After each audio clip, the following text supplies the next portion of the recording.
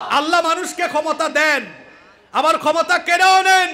আল্লাহ চাইলে কোনো এতিম ব্যক্তিকে দয়া করে ক্ষমতায় বসায় দিতে পারেন, আবার আল্লাহ চাইলে কোনো ক্ষমতাওয়ালা ব্যক্তিকে ক্ষমতার চেয়ার থেকে জুতার বাড়ি খাওয়ায় নামায় দিতে পারেন। আল্লাহ চাইলে কাউকে ক্ষমতায় রেখে ইজ্জত দিতে পারেন, কাউকে ক্ষমতায় রেখেও বেইজ্জত করতে পারেন। উলুহিয়া মানে হলো ইবাদত, কর্তৃত্ব আর ক্ষমতা। ইবাদতের ক্ষেত্রে, ক্ষমতার ক্ষেত্রে কাউকে অংশীদার বানানো, আল্লাহর সাথে শিরক করা।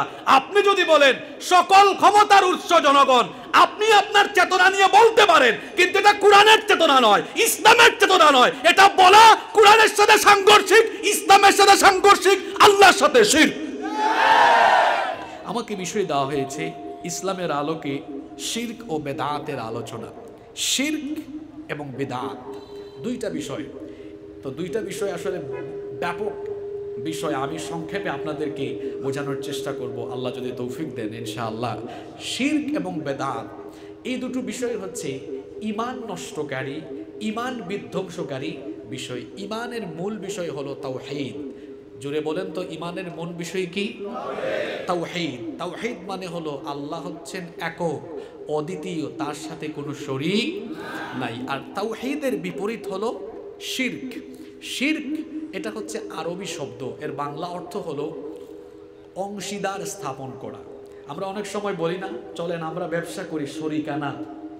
আমাদের সিলেটে এই শব্দটা অনেক প্রচলিত, আমি জানি না চট্টগ্রামে এটা বলে কিনা। আমার বাড়ি তো সিলেট, জানেন তো আপনারা, জানবো তো, কারণ আপনারা এই লোহাগাড়া সাতকানিয়ার সব মানুষ সিলেট গিয়া ব্যবসা করে না।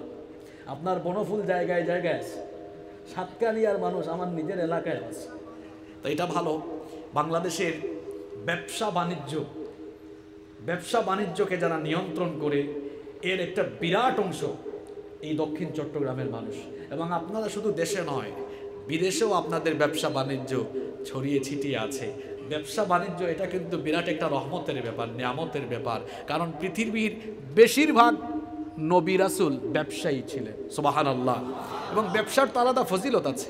আত্তাজিরুস সাদুকুল আমিনু মা'আন নাবিয়্যিনা ওয়াস সিদ্দীকিনা ওয়াশ শুহাদাই ওয়াস সালিহিন। নবীজি বলেছেন, বিশ্বস্ত আমানতদার সৎ ব্যবসায়ীরা কিয়ামতের দিন নবী, সালেহিন, শহীদদের সাথে এক জান্নাতে থাকবে। সুবহানাল্লাহ।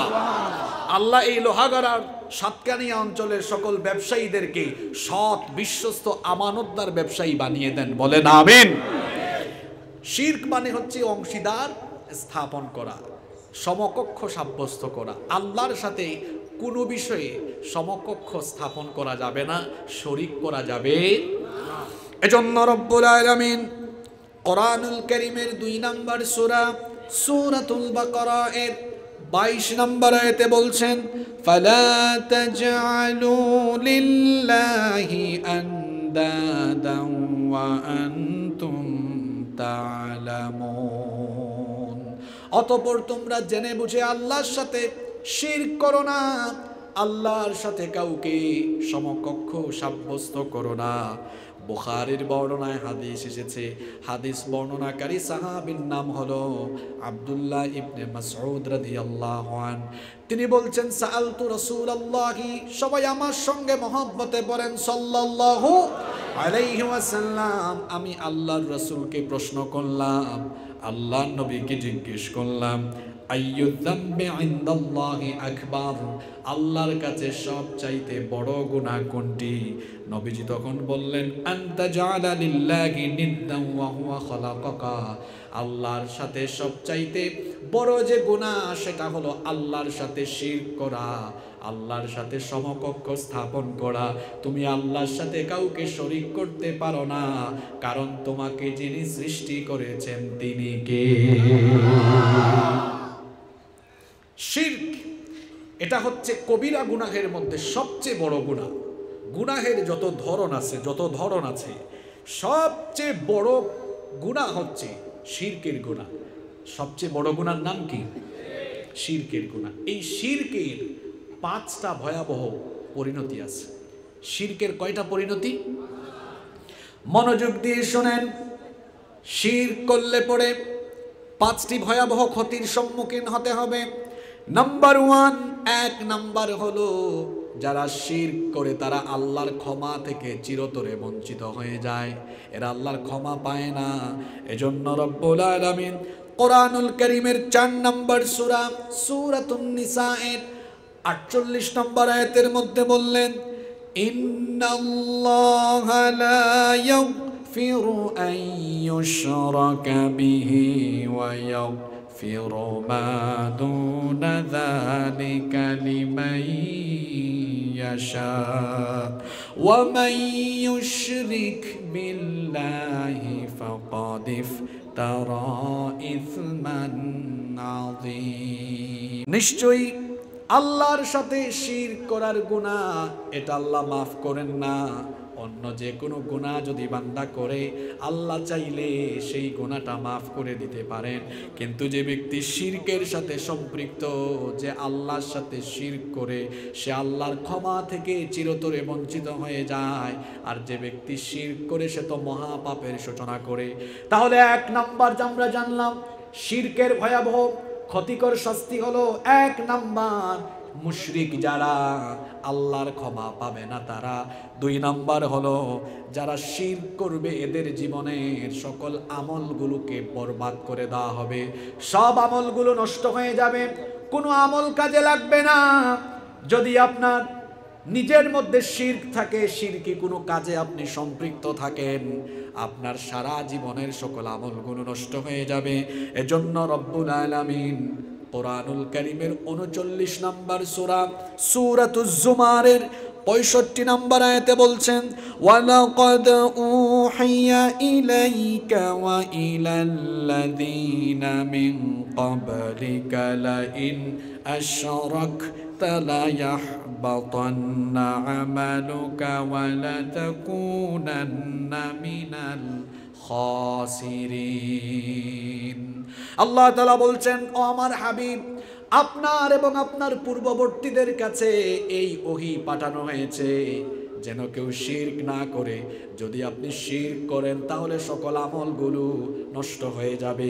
তাহলে এই আয়াত থেকে জানতে পারলাম শিরক এর সাথে সম্পৃক্ত যারা, সকল আমলগুলো বরবাদ হয়ে আমল শূন্য হয়ে যাবে তারা। 3 নাম্বার হলো যারা শিরক করবে এরা হলো চিরস্থায়ী জাহান্নামী, জান্নাতের গন্ধ এরা কোনোদিন পাবে।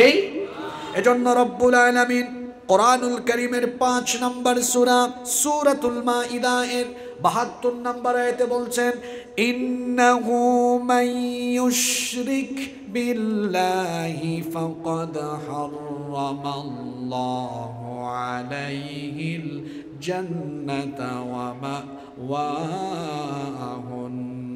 নার ওয়া মা লিয-যালিমিনা মিন আনসার। আল্লাহ তাআলা বলছেন, নিশ্চয়ই আল্লাহর সাথে শিরক করবে যারা, জান্নাত থেকে বঞ্চিত হবে তারা।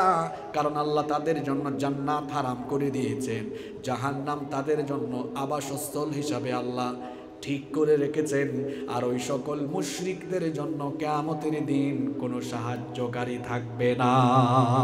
খেয়াল করে শোনেন, নাম্বার 4 নাম্বার, যারা শিরক করবে ওই সকল লোকরা যদি মুশরিক হয়ে মারা যায়, ওই মুশরিকদের জন্য দুনিয়ার যদি মুমিন লোকেরা, মুমিন ব্যক্তিরা, আলেম ওলামা নয়, এমনকি নবীও যদি তাদের জন্য দোয়া করেন, মুশরিকের জন্য কোনো দোয়া কবুল করা হবে?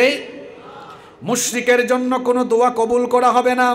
শিরক করে করে যে ব্যক্তি চলে যাবে, মুশরিকের জন্য নবী দোয়া করলেও দোয়া কবুল হবে না। দলিল যদি চান তো ভালো করে শুনেন, আল্লাহ নবীর চাচা আবু তালেব নবীজিকে ভালোবাসতেন কম না বেশি? মৃত্যু শয্যায় তিনি, বুখারী শরীফের হাদিস, নবীজি তার কাছে গিয়ে বললেন, চাচা যান, আপনি আমাকে বড় মহব্বত করেছেন, সেই ছোট্টবেলা থেকে আপনি আমাকে আগলে রেখেছেন, এত মায়া মমতা স্নেহ ভালোবাসা দিয়েছেন, আপনি দুনিয়া ছেড়ে চলে যাচ্ছেন, ঈমান না এনে যদি মুশরিক অবস্থায় চলে যান তাহলে আপনার জন্য তো পরিণতি ভয়াবহ হবে। আমি নিজেও এটা সহ্য করতে পারবো না। আমার চাচা যান, আমি আপনাকে বলছি, বুখারীতে এসেছে নবীজি বলেছিলেন, ইয়া আম্মি আবি তালেব, হে আমার চাচা আবু তালেব, কুল লা ইলাহা ইল্লাল্লাহ, আপনি শুধু লা ইলাহা ইল্লাল্লাহ বলেন, মুহাম্মাদুর রাসূলুল্লাহ বলা লাগবে না, শুধু আল্লাহ যে একজন তাওহীদের ঘোষণাটা দেন।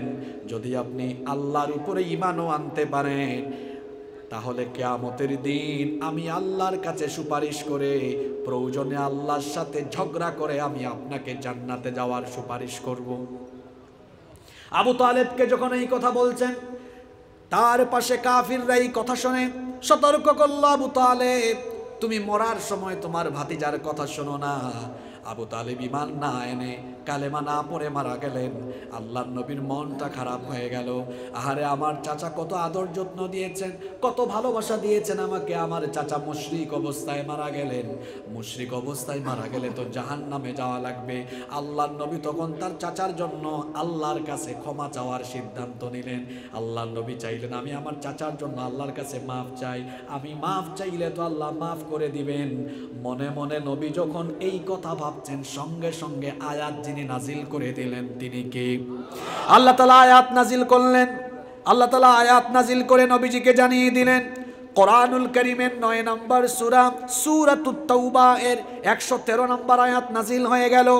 মা কানা লিন নাবিয়্যি ওয়াল্লাযীনা আমানু আইয়াস্তাগফিরু লিল মুশরিকিনা ওয়ালাউ কানু উলি কুরবা মিন বাদি মা তাবায়্যানা লাহুম আন্নাহুম আসহাবুল জাহিম। আল্লাহ আয়াত নাজিল করে জানিয়ে দিলেন, আত্মীয় স্বজন যদি হয়, মুশরিক যদি আত্মীয় স্বজন হয়, তার জন্য ক্ষমা প্রার্থনা করা এটা নবীর জন্য শুভনীয় নয়, ঈমানদারের জন্য শুভনীয় নয়। ও আমার নবী, আপনার চাচা আত্মীয়তার খাতিরে আপনি আপনার চাচার জন্য আমার কাছে দোয়া করছেন, কিন্তু লোকটা তো ঈমানদার না। ঈমানদার না হয়ে চাচা নয়, আরও যদি কোনো গভীর নিকটাত্মীয় থাকে, ঈমানদারের জন্য নবী এবং মুমিনদের দোয়া যিনি কবুল না করে ফিরাইয়া দিবেন তিনি কি? আপনারা আছেন না ঘুমাই গেছেন? শাস্তির কথা শোনায়া দেখাবো কেমনে আমার সমাজে শিরক হচ্ছে। আপনারা ভাবছেন আমরা শিরক করি না, চলনে বলনে কথনে উঠা বসায় যে কত শিরকের সাথে সম্পৃক্ত, একটু পরে আপনি টের পাবেন। আগে আপনি শুনেন শিরকের ভয়াবহতা কতটুকু। আমি বলছিলাম 5টা পয়েন্ট। 1 নম্বরে বলেছি শিরকের সাথে সম্পৃক্ত যারা আল্লাহর ক্ষমা থেকে বঞ্চিত তারা। 2 নম্বরে বললাম শিরকের সাথে সম্পৃক্ত যারা আমল শূন্য হয়ে যাবে, তারা কোনো আমল কাজে লাগবে না, সব আমলগুলো বরবাদ হয়ে যাবে। 3 নম্বরে শিরকের সাথে সম্পৃক্ত যারা চিরস্থায়ী জাহান্নামী তারা। ঈমান যদি থাকে, গুনাহগার যদি হয়, তাকে আল্লাহ জাহান্নামে শাস্তি দিতে দিতে দিতে দিতে একটা সময় আল্লাহ তাকে জান্নাতে দিবেন। কিন্তু শিরকের গুনাহ এত মারাত্মক, এত জঘন্য, যদি আপনার আমলনামায় শিরকের গুনাহ থাকে, চিরকাল জাহান্নামের আগুনে পুড়তে হবে। চুরি করে ফেলেছেন, ডাকাতি করে ফেলেছেন, কোনো গুনাহ করেছেন, আল্লাহ শাস্তিটা দিয়া কোনো একদিন জান্নাতে আপনাকে দিতে পারেন, এটা আল্লাহর ইচ্ছা। কিন্তু জাহান্নামীদের ব্যাপার, কিন্তু মুশরিকদের ব্যাপারে আল্লাহ কোরআনে বলেছেন এরা চিরস্থায়ী জাহান্নামী, খালিদিনা ফিহা আবাদা, চিরকাল থাকবে, বের হওয়ার কোনো সুযোগ। 4 নম্বরে শিরকের সাথে সম্পৃক্ত হয়ে দুনিয়া থেকে যায় যারা। কাবা শরীফের ইমাম কি নবীর দোয়া আল্লাহ ফিরাইয়া দিয়েছেন, কবুল করেন নাই।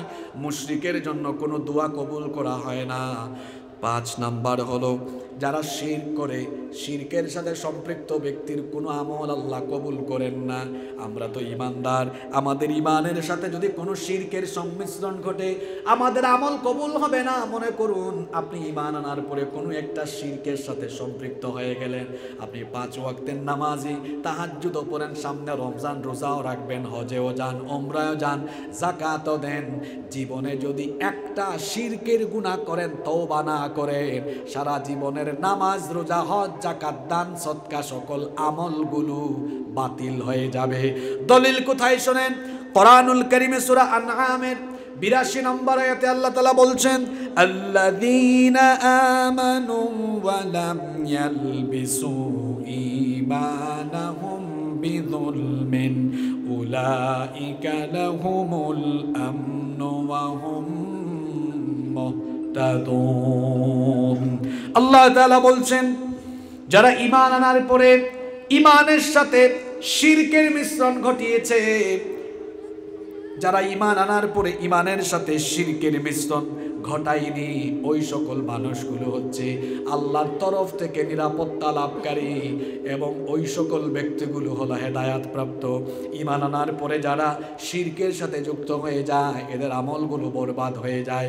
শিরকের সাথে সম্পৃক্ত লোকদের 5টা ভয়াবহ ক্ষতির কথা কোরআনে কারিমে বলেছেন মোল্লানা আল্লাহ। আরো জোরে বলেন কে? এবার আসেন, পৃথিবীতে শিরক আরম্ভ হলো কিভাবে? পৃথিবীতে শিরক আরম্ভ হলো কিভাবে? শিরকের একটা ইতিহাস আছে, এই ইতিহাস আপনাদের সবার জানা দরকার, সবার জানা দরকার। পৃথিবীতে শিরক কোন সময়, কোন পরিস্থিতিতে, কোন প্রেক্ষাপটে, কোন যুগে শুরু হয়েছিল? পৃথিবীর সকল মানুষের বাবা আদম আলাইহিস সালাম, তার স্ত্রী আমাদের মা সাইয়্যিদাতুনা হাওয়া আলাইহাস সালাম, এটা হলো পৃথিবীর প্রথম সংসার। এই দুইজনের সংসারের মাধ্যমে জগৎ সংসারের বিস্তৃতি আরম্ভ হলো। সারা দুনিয়ায় তাদের বংশধর ছড়িয়ে গেল, তাদের সন্তানাদি নিয়ে তারা জীবন যাপন আরম্ভ করলেন। আদম আলাইহিস সালামের যে হায়াত ছিল, 1000 বছরের হায়াত ছিল। এই 1000 বছর দুনিয়ায় কোনো শিরক ছিল? দুনিয়ার ইতিহাস আপনাদেরকে শোনাচ্ছি কোরআন থেকে। 1000 বছর কোনো শিরক ছিল না। আদম আলাইহিস সালাম হায়াত পেয়েছেন কত বছর? জোরে বলেন, আরো জোরে বলেন। এটা হলো পৃথিবীর প্রথম 1000 বছরের মানুষের জীবন যাপন। ওই সময় গোটা দুনিয়াতে কোনো মানুষ শিরকের সাথে সম্পৃক্ত ছিল? সবাই ছিল তাওহীদবাদী, সবাই ছিল ঈমানদার, একজন মুশরিকও ছিল না, সবাই ঈমানদার ছিল। বাবা আদম আলাইহিস সালাম দুনিয়া থেকে চলে গেলেন। কোন মুফাসসির বলেছেন, আদম নবী দুনিয়া থেকে যাওয়ার পরে নূহ নবী দুনিয়াতে আসার আগ পর্যন্ত মাঝখানে চলে গেছে আরো 1000 বছর। জুড়ে বলেন কত বছর? 10 শতাব্দী, অর্থাৎ 1000 বছর। এই যে এতগুলো সময় গেল, এই সময়ের ভেতরে দুনিয়ার ইতিহাসে শিরকের সূচনা হলো। আর শিরকের সূচনা শয়তানের ওয়াসওয়াসায় দুনিয়াতে আরম্ভ হয়েছিল। কেমনে আরম্ভ হয়েছিল সেটা আপনাদেরকে শোনাই। নূহ নবীকে আল্লাহ যে বংশের মধ্যে পাঠিয়েছেন, আদম আলাইহিস সালামের বংশটা তো আস্তে আস্তে বড় হয়েছে।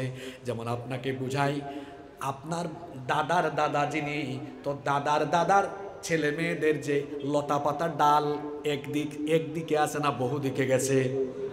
তো আদম আলাইহিস সালামের বংশ তো 1000 বছরে অনেক বড় হয়ে গিয়েছে, শাখা প্রশাখা অনেক।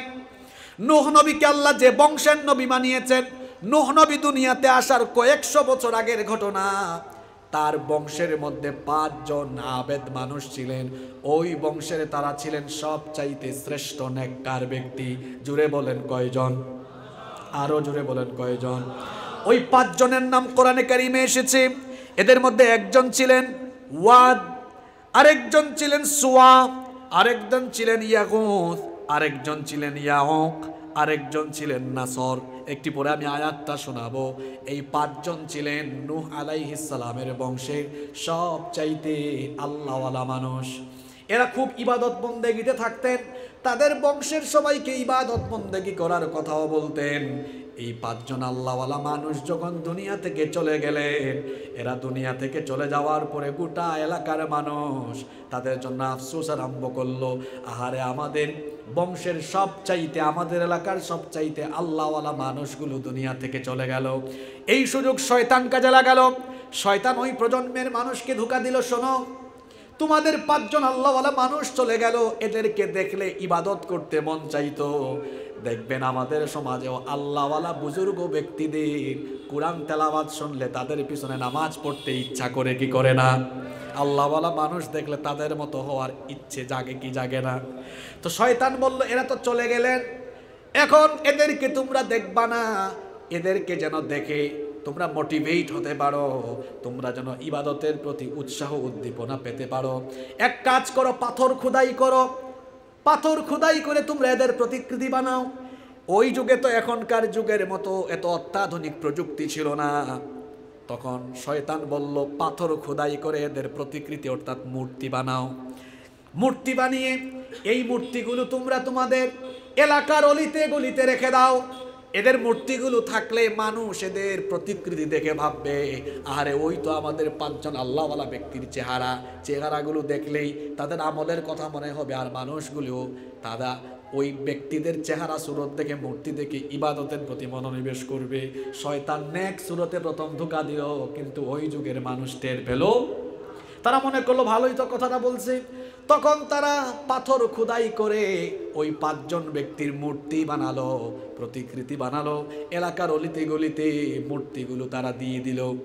ওই প্রজন্মের কোনো মানুষ ওই মূর্তিগুলোর সামনে গিয়ে শ্রদ্ধা নিবেদন করতো না, মাথা উন্নত করতো না, মূর্তির পূজাও করতো না। তারা সবাই কেবলমাত্র মূর্তিগুলো দেখে এই ব্যক্তিদেরকে মনে করত। কিন্তু যারা এই মূর্তিগুলো বানিয়েছিল, ওই প্রজন্মের মানুষ যখন দুনিয়া থেকে চলে গেল, নেক্সট জেনারেশন, পরবর্তী জেনারেশনকে শয়তান ধোঁকা দিল, তোমরা যে মূর্তিগুলো দেখো আসলে এরাই হচ্ছে তারা যাদের ইবাদত তোমাদের পূর্বপুরুষরা করত।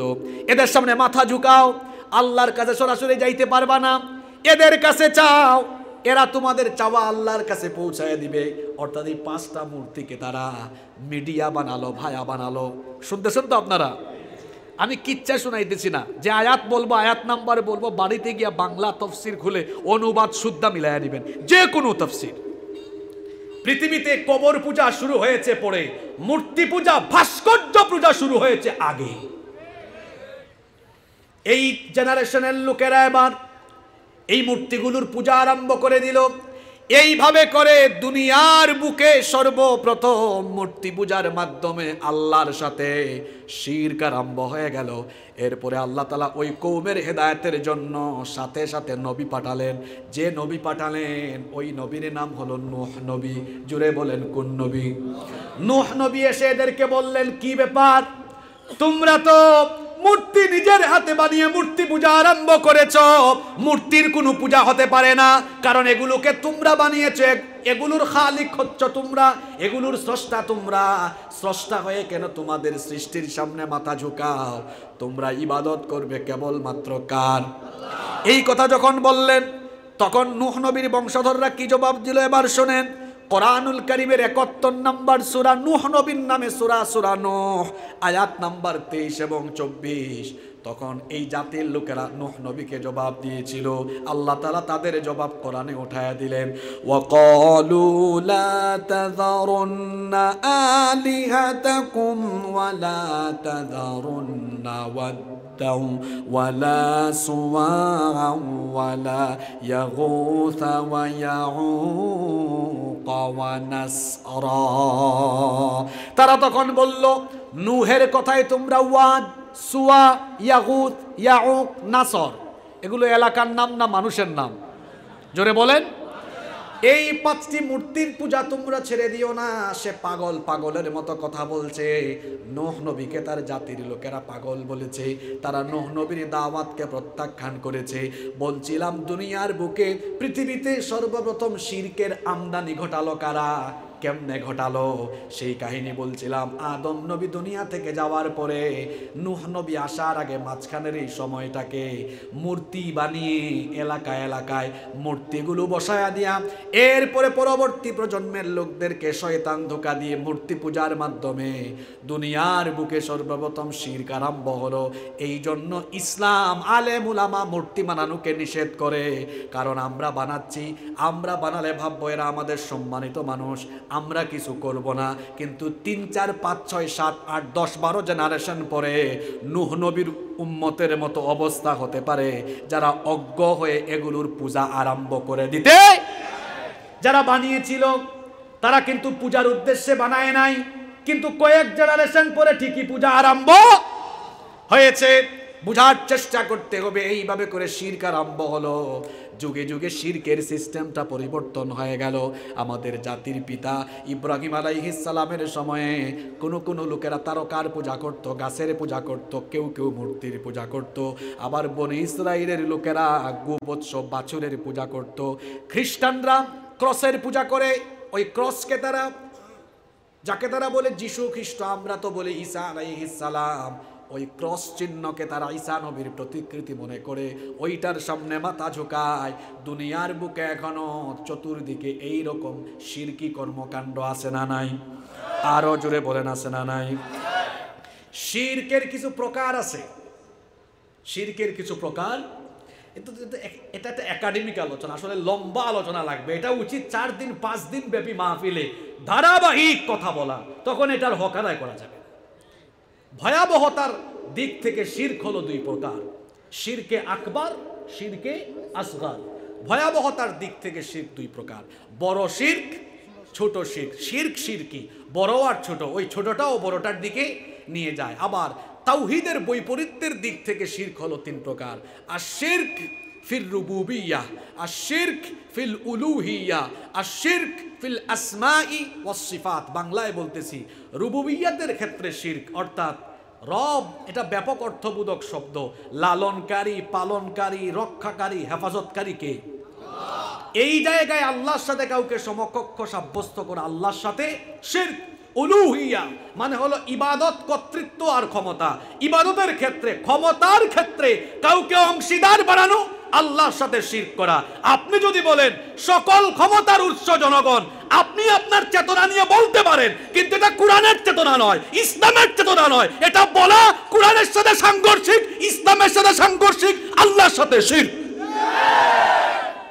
আন্নাল কুওয়াতা লিল্লাহি জামিআ, সকল ক্ষমতা যার কাছে, জোরে বলতে হবে তিনি কি? আরে ক্ষমতার নামে তো কোরআনে সূরাই দেওয়া হয়েছে। কোরআনুল কারীমের 67 নম্বর সূরা, সূরার নাম মুলক। হোয়াটস দ্য মিনিং অফ মুলক? মুলকের অর্থ কি? আপনি ডিকশনারি খুলেন তো, এখন তো গুগল ট্রান্সলেটও আছে, দেখেন গুগলে ট্রান্সলেট করে দেখেন, অর্থ আসবে পাওয়ার, সভরেন্টি, অথরিটি। মুলক মানে হচ্ছে ক্ষমতা, রাজত্ব, কর্তৃত্ব। সেই সূরার প্রথম আয়াতে আল্লাহ বলেছেন ক্ষমতা কারো কাছে নাই। তাবারাকাল্লাযী বিয়াদিহিল মুলকু ওয়া হুয়া আলা কুল্লি শাইইন কাদির। আল্লাহ বলেছেন সকল ক্ষমতা যার বরকতময় হাতের মুঠায়, জুড়ে বলতে হবে তিনি কে? তো মানুষ যদি ক্ষমতার মালিকই হয়, তাহলে মানুষের পেট ব্যথা হয় কেন? তার ক্যান্সার হয় কেন? তার টিউমার হয় কেন? মানুষ যদি ক্ষমতার মালিকই হয়, তাহলে তার এত দুর্বলতা কেন? মানুষ ক্ষমতার মালিক নয়, ক্ষমতার মালিক কে? আল্লাহ মানুষকে ক্ষমতা দেন, আবার ক্ষমতা কেড়েও নেন।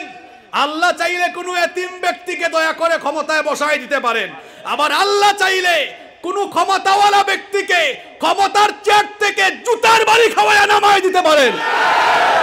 আল্লাহ চাইলে কাউকে ক্ষমতায় রেখে ইজ্জত দিতে পারেন, কাউকে ক্ষমতায় রেখেও বেইজ্জত করতে পারেন। ক্ষমতায় থেকে যে মানুষ ইজ্জত পায় না, এটাও কোরআনে আছে। নমরুদ, ফেরাউন, এরা ক্ষমতায় থেকেও ইজ্জত পায় নাই। বর্তমান পৃথিবীতেও আছে, ক্ষমতায় থেকেও আমেরিকার সাবেক প্রেসিডেন্ট বুশ জুতার বাড়ি খেয়েছে। আমাদের দেশেও বহু এলাকায় ক্ষমতায় থেকে অনেকে জুতার বাড়ি খেয়েছে, বেইজ্জত হয়েছে। প্রমাণ চান? টাকলা মুরাদ মন্ত্রিত্ব গেল বেচারা, এরপরে দলীয় নমিনেশন গেল, বান্ধবীর সাথে মিলাইয়া দুজনেই ট্রাক মার্কা নিল, তারপর রাস্তা থেকে খাদে পড়ে গেল। প্রশাসনের ভাইরা মনে করবেন না এগুলো রাজনৈতিক ওয়াজ। এটা রাজনৈতিক ওয়াজ না গো ভাই, এটা কোরআনে আছে। কুলিল্লাহুম্মা মালিকাল মুলকি তুতিল মুলকা মান তাশাউ ওয়া তানজিউল মুলকা মিম্মান তাশাউ ওয়া তুইজ্জু মান তাশাউ ওয়া তুযিল্লু মান তাশা। ক্ষমতার আয়াতের সাথে ইজ্জত আর বেইজ্জতের কথা আল্লাহ এক আয়াতে দিয়েছেন কেন? কারণ পৃথিবীতে ক্ষমতায় থেকেও অনেক মানুষ ইজ্জত পায়, আবার না থেকেও অনেক মানুষ ইজ্জত পায়। পৃথিবীতে ক্ষমতায় থেকেও অনেক মানুষ বেইজ্জত হয়, অনেকে না থেকেও বেইজ্জত হয়।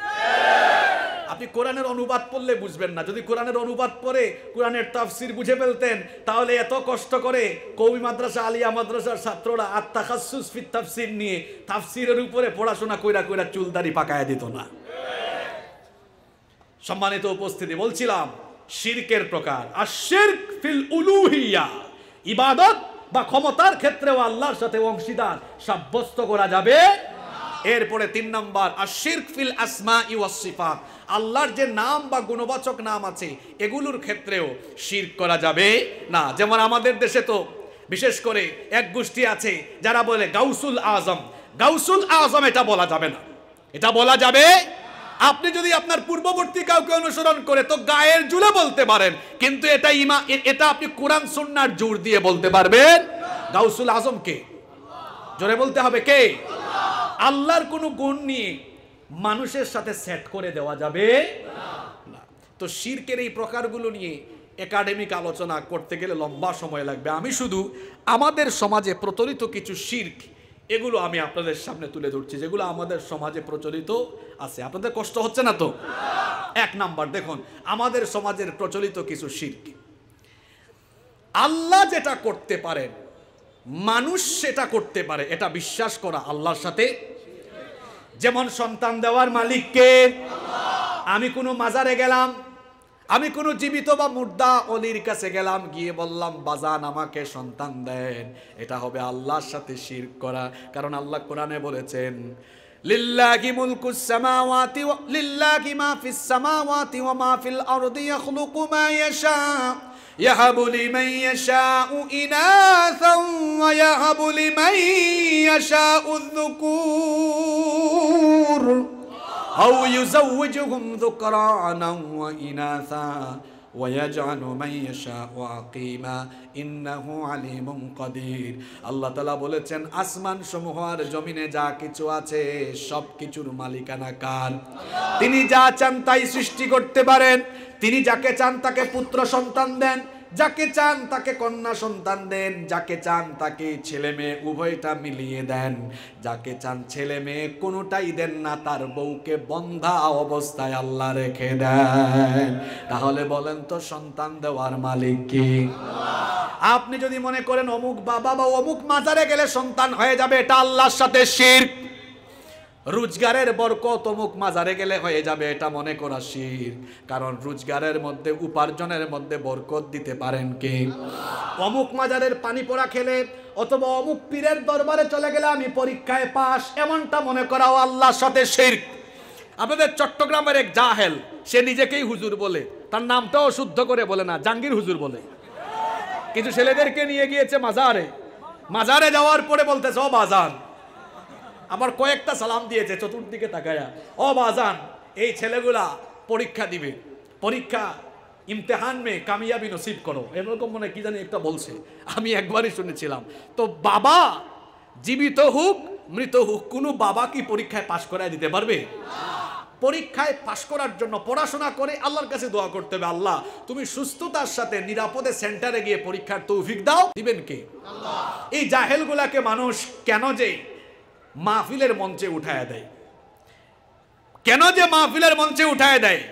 প্রশাসনের ভাইরা যদি এখানে থাকেন তাদেরকে বলছি, যারা কোরআন সুন্নাহর সত্য কথাগুলো মানুষকে বলেন তাদের মাহফিলে প্রশাসনিকভাবে আপনারা সহযোগিতা বাড়িয়ে দেন। আর যারা মানুষের ঈমান আকীদাকে নষ্ট করছে প্রশাসনিকভাবে তাদের প্রোগ্রামগুলো বন্ধ করে দেন, কারণ এরা ঈমানের জন্য অত্যন্ত ক্ষতিকর, ঈমানের জন্য অত্যন্ত। এই সাতকানিয়া এবং লোহাগাড়ায় এই সকল ভণ্ডরা যেন মানুষের ঈমান নিয়ে খেলা করতে না পারে, স্থানীয় জনপ্রতিনিধিবৃন্দ সহ প্রশাসন সহ আপনাদের সবাইকে সচেতন এবং সজাগ থাকতে হবে। ইসলামের সম্পর্ক মাজারের সাথে নয়, ইসলামের সম্পর্ক মসজিদের সাথে। নবী এবং সাহাবীরা যেখানে গিয়েছেন মাজার করেন নাই, মসজিদ করেছেন। নবীজি মদিনায় গিয়ে কি বানিয়েছেন? মসজিদে না না না, আগে বানিয়েছেন মসজিদে কুবা, মসজিদে, এরপরে মসজিদে মদিনায় ঢুকার আগে ওই কুবা অঞ্চলে একটা মসজিদ প্রতিষ্ঠা করলেন, সেটার নাম মসজিদে কুবা। আর মদিনায় ঢুকে বানালেন মসজিদে নববী। সাহাবীদের জীবনী পড়ে দেখেন, যেখানেই গিয়েছেন তারা মসজিদ বানিয়েছেন। আমার বাড়ি তো সিলেটেই। আপনি ভাববেন না যে হাসিবুর রহমান মনে হয় ওলিয়া উলিয়া বিরোধী। আপনি কারে ওলিয়া উলিয়া বিরোধী বলেন? আমার সিলেট হলো এমন এক এলাকা যেখানে 360 জন আউলিয়া এসেছেন। আল্লাহু আকবার। আমি তো শাহজালাল রহমতুল্লাহি আলাইহির এলাকার মানুষ। আপনি পীর আমাকে বুঝায়েন না। আল্লাহর ওলি শাহজালাল রহমতুল্লাহ আলাইহি তিনি যখন তার 360 জন সঙ্গী সাথীকে নিয়ে সিলেটে ঢুকেছেন, গৌর গোবিন্দ তখন তার হুঙ্কারে সিলেট ছেড়ে পালিয়ে গিয়েছে। আপনি মাজার খুলে বাজার খুলে বসে আছেন আর মানুষের হাদিয়া তুফা খাচ্ছেন। আর আল্লাহর ওলিরা তারাই বাংলাদেশে ঢুকে জালিমদের বিরুদ্ধে জিহাদ করে এদেশের মানুষকে ইসলামের দিকে আকৃষ্ট করেছেন। পীর মুরিদি আমাদেরকে শিখায়েন না। এই চট্টগ্রামেও তো আল্লাহর ওলি শাহ আমানত রহমতুল্লাহ আলাইহি সহ এটাকে 12 আউলিয়ার জমিন বলা হয়, ঠিক কিনা বলেন? ওলি আউলিয়াদের সাথে আমাদের কোনো দুশ্মনী নাই, কারণ এই বাংলাদেশে আমরা ইসলাম পেয়েছি ওলি আউলিয়াদের মাধ্যমে। কিন্তু ওলি আউলিয়াদের কবরকে মাজারের নামে বাজার বানিয়ে ব্যবসা করে যারা মানুষের ঈমান আকীদাকে নষ্ট করছে, এদের সাথে আমাদের কোনো সম্পর্ক। চিন্তা করেছেন? আমাদের সিলেটে গেলে দেখবেন শাহজালাল রহমতুল্লাহ আলাইহির মাজারের মধ্যে বিরাট বড় বড় ড্যাগ। আপনারা ড্যাগ বলেন না পাতিল বলেন? আমি কয়েকবার এগুলো দেখলাম, দেখার পরে ভাবলাম এই ড্যাগ ভরে যায় টাকা পয়সা, এগুলো যায় কোথায়? আমি একজনকে জিজ্ঞেস করলাম কিউরিসিটি নিয়ে, ভাই শাহজালাল রহমতুল্লাহ আলাইহি কি রাতের বেলা কবর থেকে উঠা তিনি কি সব টাকা পয়সা নিয়ে আবার রাতের বেলায় চলে যান? ফাইজলামি করেন? তাইলে যায় কোথায়? কিছু বলে না। যায় কোথায় না বললেও আমরা জানি যারা এই মাজারকে বাজার বানিয়ে সিন্ডিকেট করে যারা মাজারের টাকা পয়সাগুলো লুটে পুটে খাচ্ছে, তাদের পকেটে এগুলো যাচ্ছে।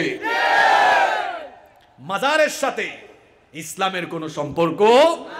আল্লাহর ওলি যারা, তাদেরকে আমরা ভালোবাসি, তাদের কবরের পাশ দিয়ে গেলে আমরা জিয়ারত করে চলে যাব, কিন্তু মাজারকে বাজার বানিয়ে সেটাকে ব্যবসার কেন্দ্রে পরিণত করা যাবে না।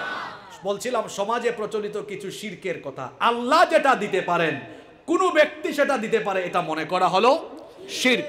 সন্তান দিতে পারেন কে? আরে আপনি সন্তান চাওয়ার জন্য জীবিত মৃত ব্যক্তির কাছে যান কেন? জাতির পিতা ইব্রাহিম আলাইহিস সালামের তো 86 বছর বয়স পর্যন্ত সন্তান ছিল না। সন্তান চেয়েছেন কার কাছে? জাকারিয়া আলাইহিস সালামের স্ত্রী বন্ধা, চিকিৎসা বিজ্ঞান বলে বন্ধা নারী সন্তান দিতে পারে না। তিনি মারিয়ামের ঘরে একদিন গেলেন, গিয়ে দেখলেন সিজন ছাড়া তার ঘরে ফল। মনে করেন এখন তো বাংলাদেশে আমের জামের সিজন না, কারো ঘরে যদি এই সিজনাল আম আর জাম পাওয়া যায়, বলেন তো ব্যাপারটা স্বাভাবিক না অস্বাভাবিক? তিনি মারিয়ামের ঘরে গিয়ে দেখলেন সিজন ছাড়াই তার ঘরে ফলমূল। জিজ্ঞেস করলেন, মারিয়াম এই ফলমূল তুমি কোথায় পেয়েছো? তিনি তখন বললেন, মিন ইনদিল্লাহ, আল্লাহর তরফ থেকে পেয়েছি। তিনি তখন ভাবলেন, আরে সিজন ছাড়াই যদি আল্লাহ ফল দিতে পারেন, তো আমার বউ তো বন্ধা, আল্লাহ তো চাইলে আমার বন্ধা বউয়ের ঘরেও সন্তান দিতে পারেন। সঙ্গে সঙ্গে নামাজে দাঁড়িয়ে গেলেন। আল্লাহ সেই ঘটনা কোরআনে কারিমে তুলে দিয়েছেন। নামাজ আদায় করলেন, আল্লাহর কাছে দোয়া করলেন। জাকারিয়া আলাইহিস সালামের দোয়া কোরআনে কারিমে তুলে দিয়েছেন কে? তিনি বললেন, রব্বি লা তাযরনি ফারদান ওয়া আনতা খায়রুল ওয়ারিসিন, রব্বি হাবলি মিন লাদুনকা যুররিয়াতান তাইয়্যিবা। আমাদের গোটা দুনিয়ার ডাক্তাররা একমত, বন্ধা নারীর ঘরে কখনো সন্তান হয়। কিন্তু জাকারিয়া আলাইহিস সালাম দুয়ার মাধ্যমে আল্লাহর কাছে চেয়ে অসম্ভব জিনিসটাও তার জন্য সম্ভব হয়ে গেল। তিনি যখন দোয়া করলেন আল্লাহর কাছে, তার চাওয়া এত ভালো লাগলো, আল্লাহ দোয়া কবুল করে বললেন, জাকারিয়া এত সুন্দর দোয়া তুমি করেছো, তোমার দোয়া আমি কবুল করলাম, আর তোমার বন্ধা স্ত্রীর ঘরে আমি ইয়াহিয়াকে জন্মদানের সুসংবাদ দিলাম। সন্তান নাই, চাইবেন কার কাছে? ছাত্ররা কথা বলো, পরীক্ষায় পাশ করবা, চাইবা কার কাছে? উপার্জনে বরকত চাইতে হবে কার কাছে? কোন জীবিত বা মৃত ব্যক্তির কাছে চাওয়া যাবে? 2 নম্বর, মহিলারা আজকে মাহফিল কি শুনতেছেন? আওয়াজ কি যায়? কারণ এইটা তো মহিলাদের সাথে সম্পর্কিত। জ্যোতির্বিদ্যা, জ্যোতিষীদের কাছে, গণকদের কাছে যাওয়া। মহিলারা এই ক্ষেত্রে একটু অ্যাডভান্স। হয়তো সাতকানিয়া লোহাগাড়ার নারীরা অনেক ভালো, কিন্তু অনেক অঞ্চলে আছে নারীরা এই জায়গাতে পুরুষের চাইতে এক্সপার্ট। গণকের কাছে গিয়ে হাত দেখায়, কয় আমার ভবিষ্যৎটা একটু বলে দেন। তো গণককে জিজ্ঞেস করেন, আগামীকাল তার কি হবে? বেটা তোর নিজের ভবিষ্যৎ বল। আমি তখন ক্লাস 9-এ পড়ি। ছোটবেলা থেকেই একটু বাকপটু ছিলাম আমি। তা আমি শহরে থাকতাম, গ্রামে গেলাম, সকালবেলা দেখি প্রচন্ড মানুষের ভিড়। আমি সেখানে গেলাম, যাওয়ার পরে দেখলাম মানুষ লাইন ধরে হাত দেখাচ্ছে। বললাম, ইনি কে? কই উনি ভবিষ্যৎ বলতে পারে। আমি বললাম, তাই?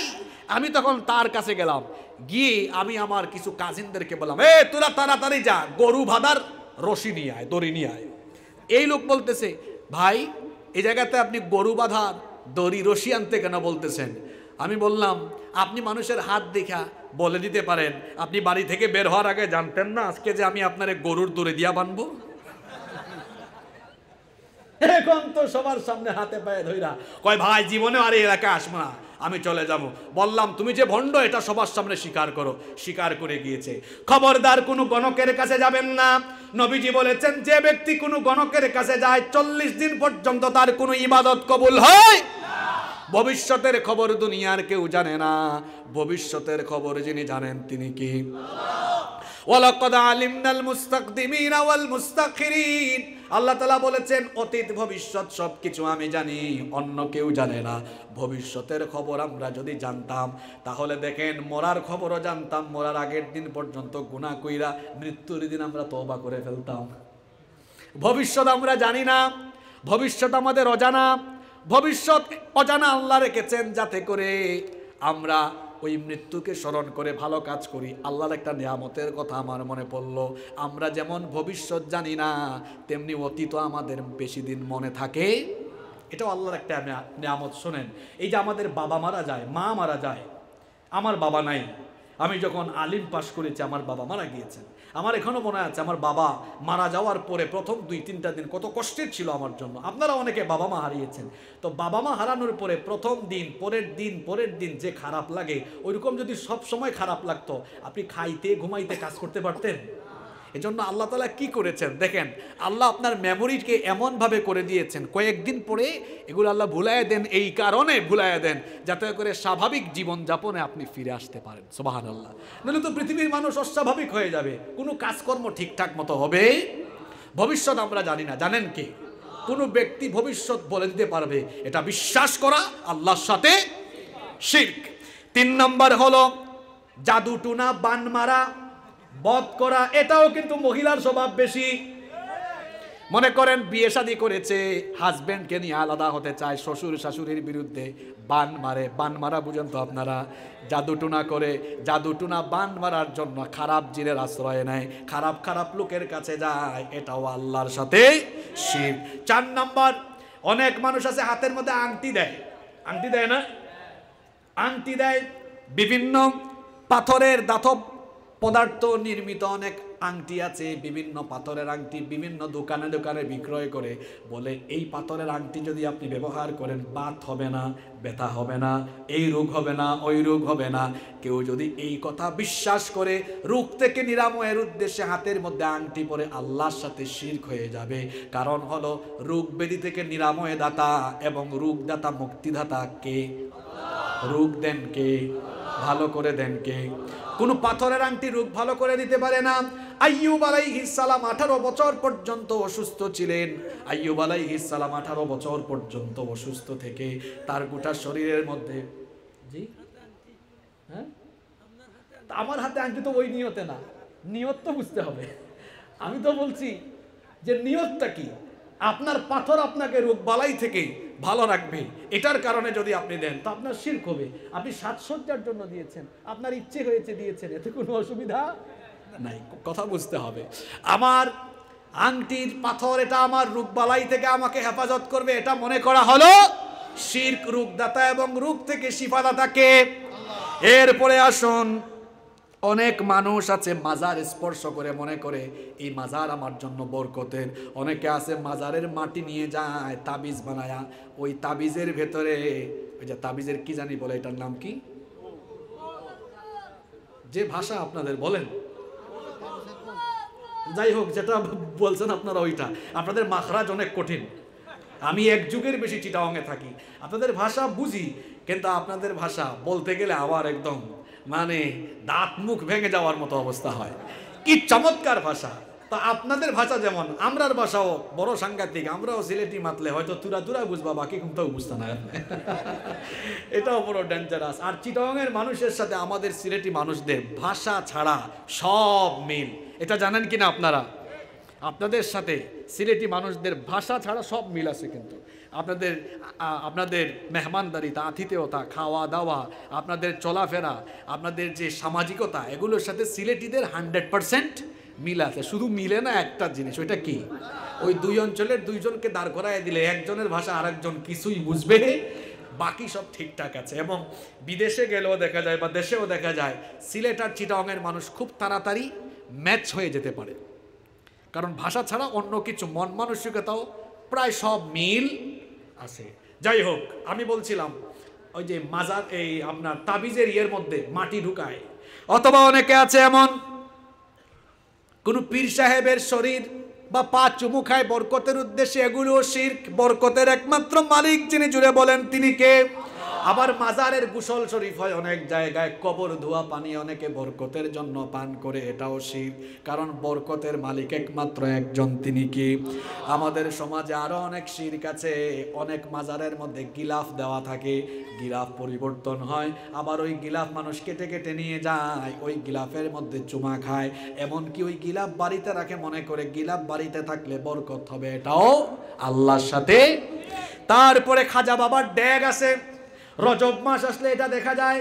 আপনারা দেখছেন কিনা জানি না, আমি দেখেছি রজব মাস আসলে পরে কিছু কিছু এলাকায় লাল নীল বিভিন্ন ধরনের পতাকা উড়ানো হয়, বড় বড় ড্যাগ যুবকরা দিয়ে রাখে। ওই ড্যাগের মধ্যে মানুষ অনেক তোবারুক দেয়, অনেক মোমবাতি দেয়, আগরবাতি দেয়, এটাকে বলে খাজা বাবার ড্যাগ।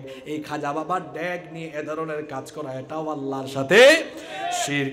আবার অনেক জায়গায় আছে স্মৃতিস্তম্ভ অথবা কোনো মিনারের মধ্যে গিয়ে সম্মান জানানো, এটাও আল্লাহর সাথে শিরক। কারণ সম্মান জানানো, মানুষকে সম্মান জানায় আপনি কি করবেন? যে ব্যক্তি চলে যায় তার কোনো সম্মান বা ফুলের দরকার নাই, তার দরকার দোয়া। জোরে বলেন, তার দরকার কি? কবরে থাকা মানুষ এমন অসহায় থাকে, সাঁতার না জানা মানুষ পানিতে পড়ে গেলে যেমন অসহায়, কবরে শুয়ে থাকা মানুষটাও দোয়ার জন্য অসহায়। আমরা দোয়া করলে কবরবাসীর লাভ আছে না নাই?